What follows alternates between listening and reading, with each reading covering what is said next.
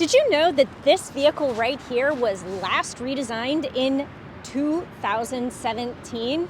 That's right, this is the second generation of the Mazda CX-5 and it is 6 years old. That is pretty old in the life cycle for a vehicle to look this good. So really what I want to do in this video is I want to talk about what is new on the Mazda CX-5 since it was introduced in 2017. And then I'm going to dive into this 2024 model a little bit. And frankly, there isn't really anything super big that's new on this vehicle. But we're going to talk about it anyway. And I'm going to tell you some of the things that kind of annoy me on the Mazda CX-5. So my name is Jill Ciminillo with Pickup Truck Plus SUV Talk, and let's take a closer look right now. If you look at the side of the Mazda CX-5, there is really not a lot that looks very new here.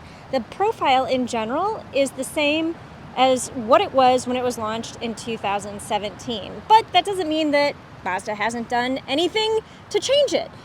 They have actually done a little bit of a refresh throughout the life of this vehicle, and it centers around the front and the back of the CX-5. So you see that the hood line slopes down a little bit more, the grille gets a little bit more aggressive, the headlights play into it, and I think overall this has a much more aggressive and kind of a sporty, sleek, elegant look from the front. And I would say the same holds true for the back.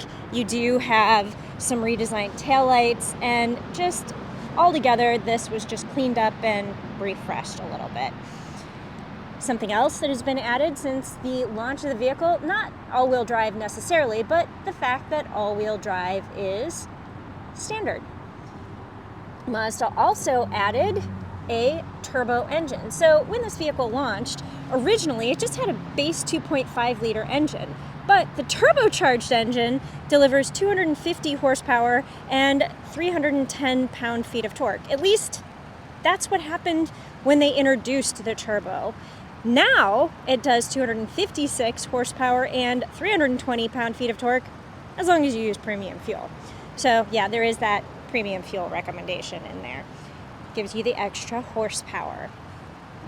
In terms of exterior styling, there's not really too much more that is new, but I will say that Mazda did add some standard safety features like blind spot monitoring, and there is now some advanced safety tech that is also standard on the vehicle.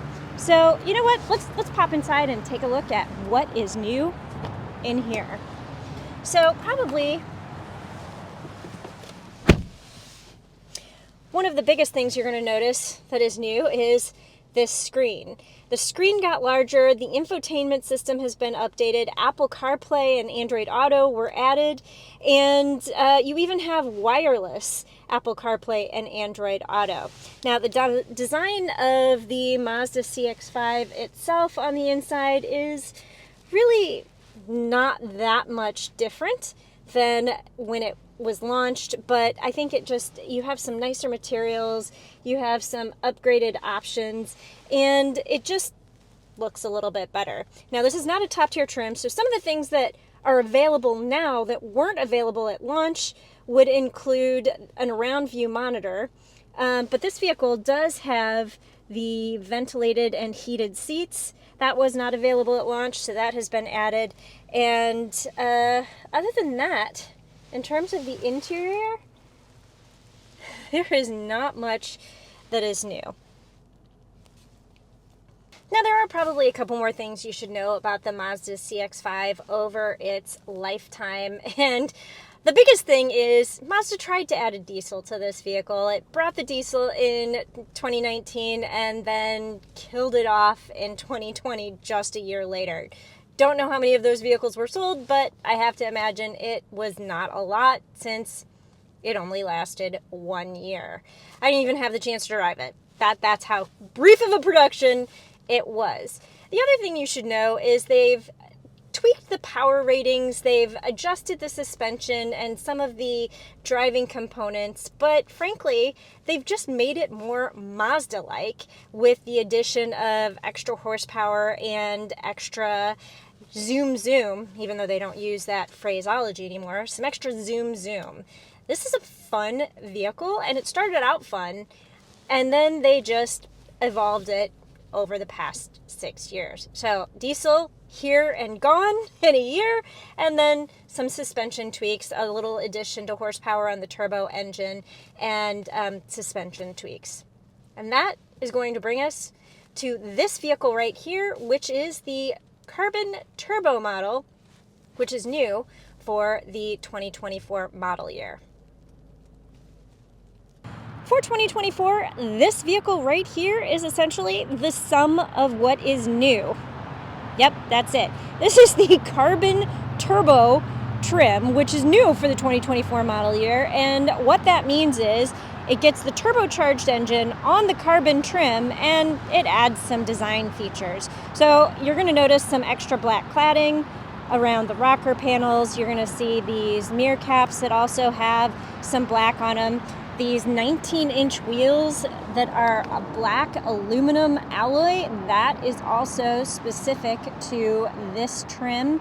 And the color itself is a zircon sand metallic, and that is unique to this trim. So if you go inside, I will point out this terracotta color that you have on the seats is also going to be unique to this carbon turbo trim.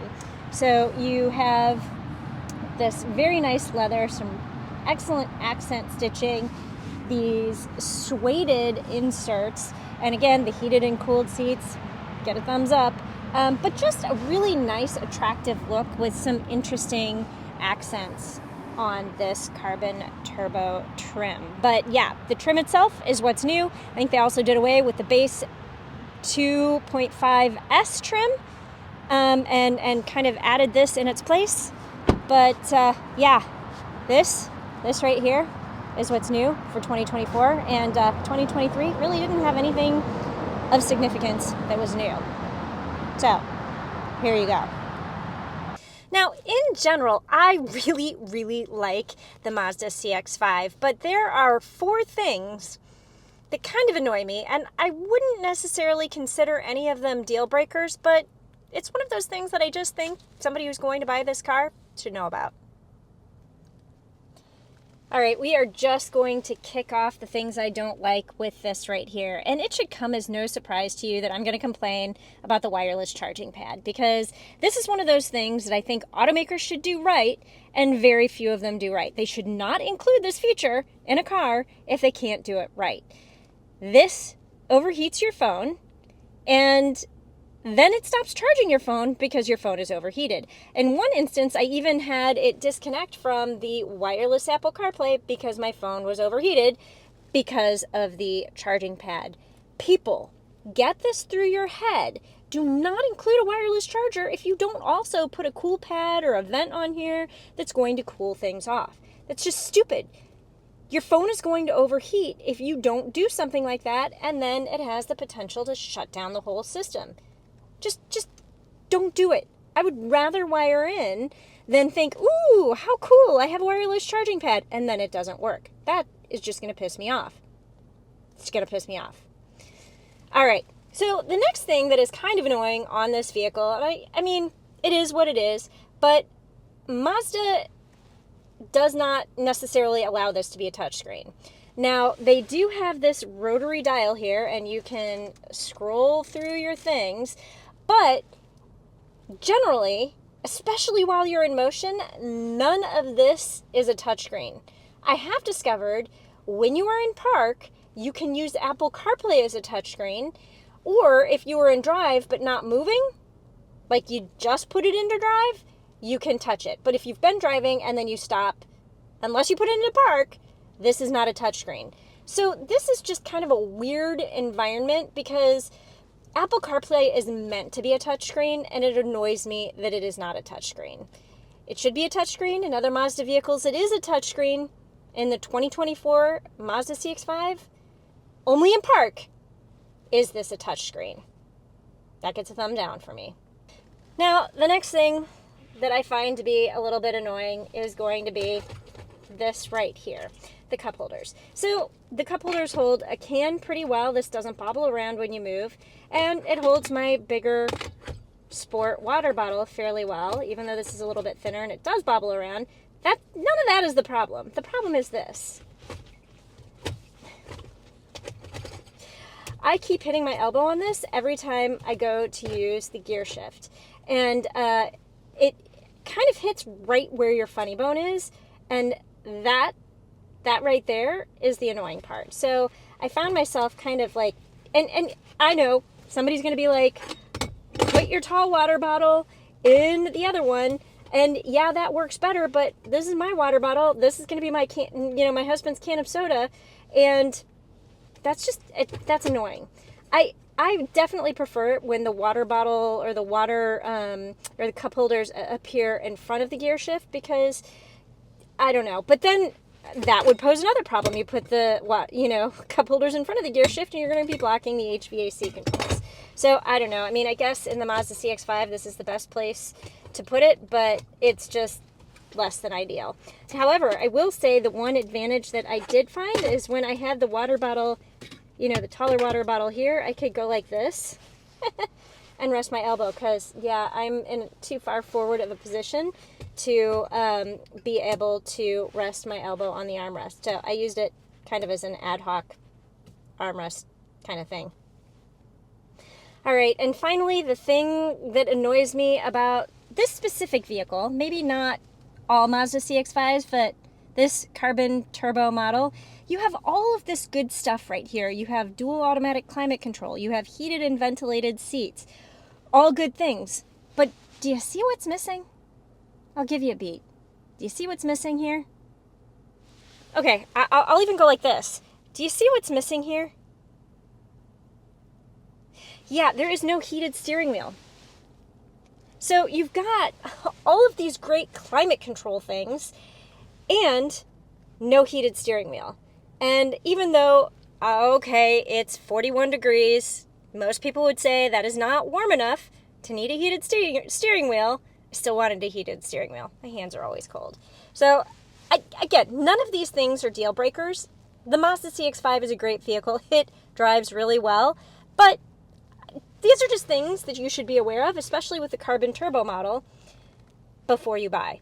Now, I'm sure upgraded trims have the heated steering wheel, so just maybe look for that. That's all I'm saying. Now, before I wrap up this review of the Mazda CX-5, I want to give some brief driving impressions, because I have to tell you, when anybody asks me, okay, I'm looking for a two-row, small-ish SUV, what should I buy? This right here is one of the first vehicles that I will recommend, because I love it that much. I like how it drives, I like how it feels, I like the driving position, I like the visibility out the windows. I just like this. To me, this is a sporty vehicle that looks good, has some up-level finishes, and it's not going to break the bank. It's one of those vehicles that looks good, but isn't crazy expensive. So you can get lower trims and spend less money than what this model is. But it just looks good, regardless of the trim that you get, and I love that. And no matter whether you get the 2.5 base engine or this turbocharged engine, it's going to have a sporty driving dynamic. Now, the turbo, I'm telling you, that's the way to go if you can afford it. But in general, this is just a great vehicle, not to mention the fact that it's a safe vehicle. Mazda CX-5 for 2024 is an IIHS top safety pick, and that's hard to do today. That means it passes all of the tests with either a good or acceptable rating. And again, go over to IIHS.org and check it out, because it is not easy to get one of those awards, and CX-5 has done it.